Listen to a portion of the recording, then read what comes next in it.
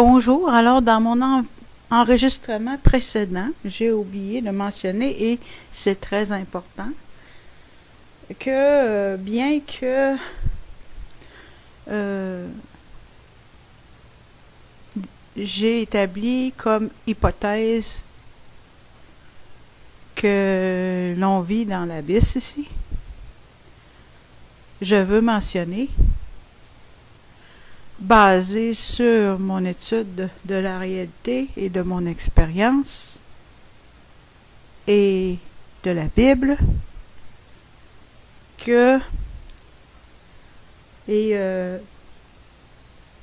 j'ai une maîtrise. Ça fait certains hommes très inconfortables avec moi. Et je m'en fous. Parce que ils sont pas capables de d'interagir avec une femme qui se sert de sa tête. Donc ça met certains hommes inconfortables, voire jaloux. J'ai une maîtrise de nature empirique, c'est-à-dire que j'ai fait un essai qui est de nature empirique, c'est-à-dire que, parce que moi j'aime toujours apprendre, donc je pouvais pas me limiter à faire un essai en faisant juste des résumés. On a fait ça durant notre baccalauréat. On a effectivement fait beaucoup de résumés, donc je voulais apprendre autre chose que de faire des résumés. Donc, je me suis lancée à faire ce qu'on appelle un essai de nature empirique, qui est de pouvoir analyser et critiquer la méthodologie d'articles scientifiques. Donc, j'ai un esprit très analytique. Et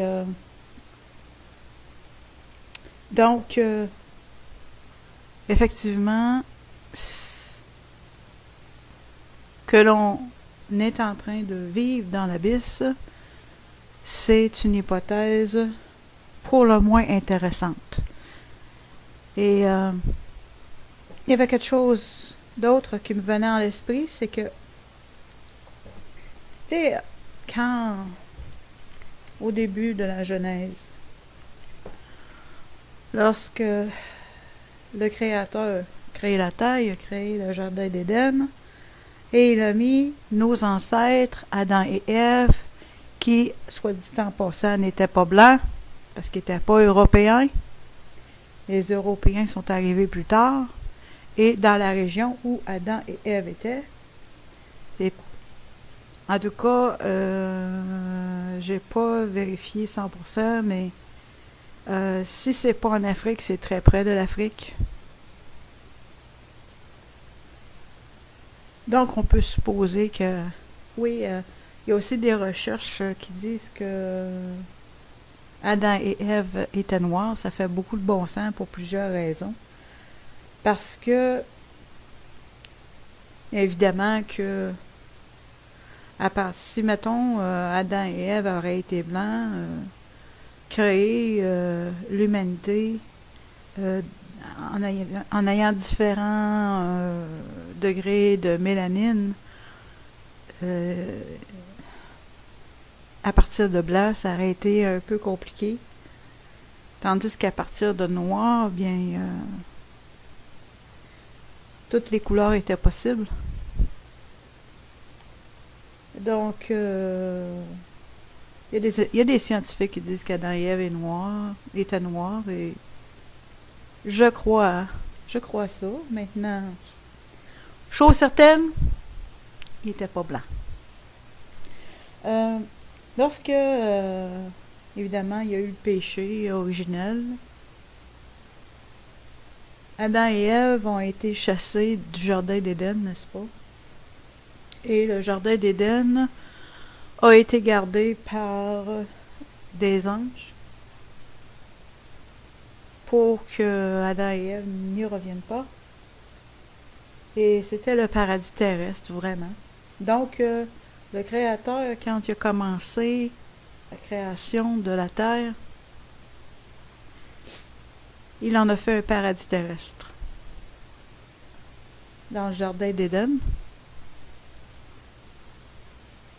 Mais avec le péché originel, Adam et Ève ont été chassés. Et où est-ce qu'ils ont été chassés? Où est-ce qu'ils ont été chassés? Oui, bien entendu, en dehors du jardin d'Éden. Mais pourrait-on penser qu'ils ont été chassés dans l'abysse? Parce que les démons ont été créés avant les êtres humains. Et Satan était jaloux d'Adam. Parce que Adam, dans le plan du Créateur, était plus important que Satan lui-même. Donc, ça veut donc dire que puisque il y avait des ronces puis des épines lorsque Adam et Ève ont été chassés, puis que là, il allait devoir travailler le sol avec peine et misère, bien, il est raisonnable de penser que ils ont été chassés dans l'abysse.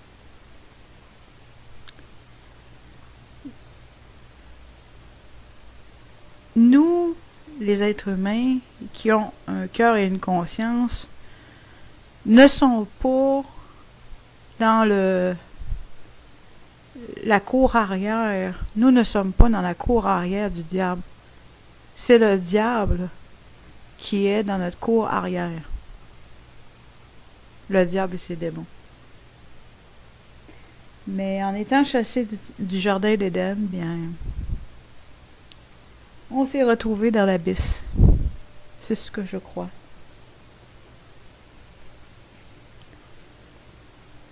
Mais bien entendu, comme je l'ai déjà mentionné et spécifié, ce n'est qu'une hypothèse, mais une hypothèse intéressante. Et une autre raison pourquoi je crois que c'est le cas, c'est que, oui, bien entendu, le Messie est venu pour offrir il est venu offrir le rétablissement de la communication avec le Créateur.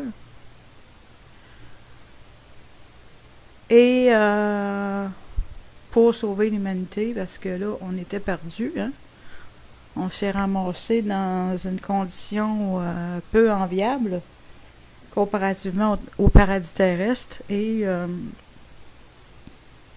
il est certainement venu pour chercher et sauver ce qui était perdu en faisant l'initiative du rétablissement de la communication entre le Créateur et sa créature. Mais aussi, je crois qu'il est venu nous sauver de l'abysse.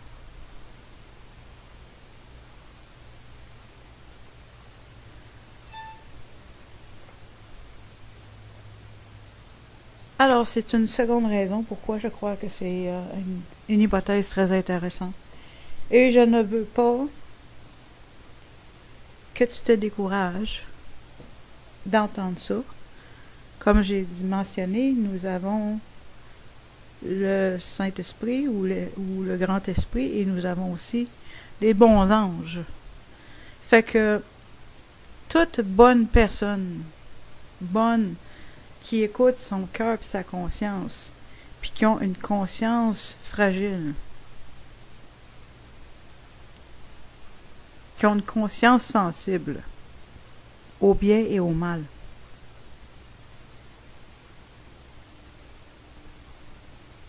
Tu as accès.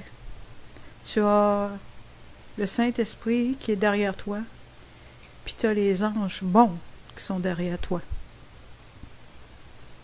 Alors, il ne faut pas se décourager de penser que là, on est en train de vivre dans l'abysse.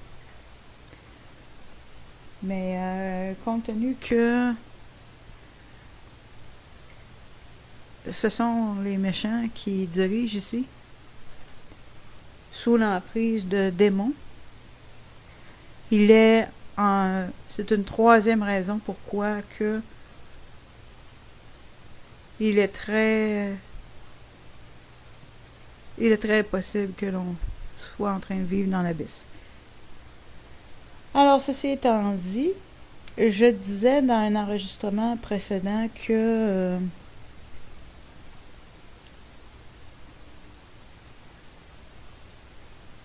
il y a beaucoup de personnes que on doit compter sur soi-même et non sur l'aide extérieure. Parce qu'il y a beaucoup d'êtres humains qui ne sont pas en mesure de nous aider. Et la raison principale étant que ils sont branchés à la boîte noire. Ils sont branchés à la télévision. Et je me rappelle que nos grands-parents nous ont dit que la télévision était la boîte du diable. Il n'y a pas tout à fait tort. Ils ont fait rire d'eux autres, mais il y avait plus de sagesse que bien du monde aujourd'hui. Et effectivement, c'est une méthode de contrôle de l'esprit. Cette boîte, cette télévision, effectivement. Et ça te met dans un état. C'est une personne qui a été formée en psychologie qui te parle. Et ça te met dans un état d'hypnose. Et ça fait en sorte que tu es réceptif à des idées que normalement tu n'aurais pas été réceptif, mais compte tenu que ton esprit analytique est mis de côté ou est endormi, bien on te dit comment penser, quoi faire, quoi croire. Il n'y a rien qu'on te dit pas dans cette petite boîte-là, n'est-ce pas? Et la boîte, bien évidemment, avec le temps, est devenue plus grosse, puis avec beaucoup plus de définitions, puis là, c'est pas des farces. Bientôt, les gens vont pouvoir se brancher leur cerveau, puis aller directement dans la réalité virtuelle. Et donc, évidemment, ces personnes-là qui ne pensent et ne jurent que par la télévision, ben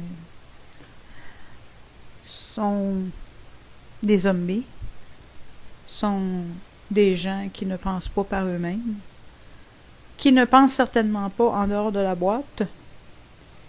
Et la meilleure preuve de ça, quand une personne, après un certain temps, elle écoute la télévision, après un certain temps, même qu'il y a certaines personnes qui commencent à baver d'un coin de la bouche, tellement elles sont « Ah! » tu sais. Ou encore, ça c'est plutôt des cas extrêmes. Personnellement, j'en ai jamais vu. Mais ce qu'on voit souvent, quand la personne est vraiment hypnotisée, c'est que tu leur parles et ils sont pas là. Le corps est là, mais ils t'entendent pas. Pas parce qu'ils veulent t'ignorer, c'est parce que leur esprit est occupé. Il est hypnotisé, littéralement. Puis quand une personne est hypnotisée, ben ça n'est pas d'y parler. Là. Ils sont dans leur bulle. Fait que c'est la meilleure preuve pour démontrer qu'effectivement, ça nous met dans un état d'hypnose. Fait que, tu sais, il y a des gens qui se disent chrétiens, là, qui disent que c'est mal d'aller voir un hypnotiste. Ben, ils ont un hypnotiste directement dans leur salon. Ils ont des séances d'hypnotisme avec le meilleur des hypnotiseurs qui s'appelle la télévision. Et bref, j'irais même jusqu'à dire que les gens se font sataniser par la télévision. Parce que moi, j'ai étudié qu'est-ce qui se passe. Puis,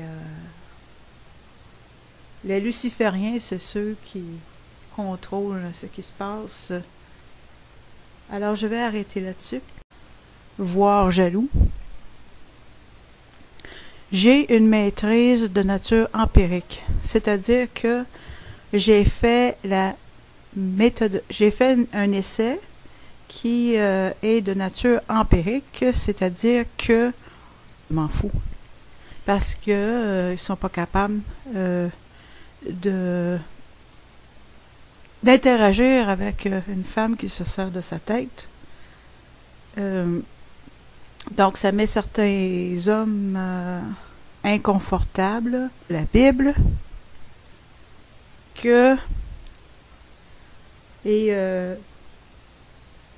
j'ai une maîtrise.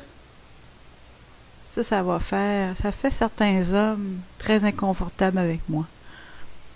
Bonjour, alors dans mon enregistrement précédent, j'ai oublié de mentionner, et c'est très important, que bien que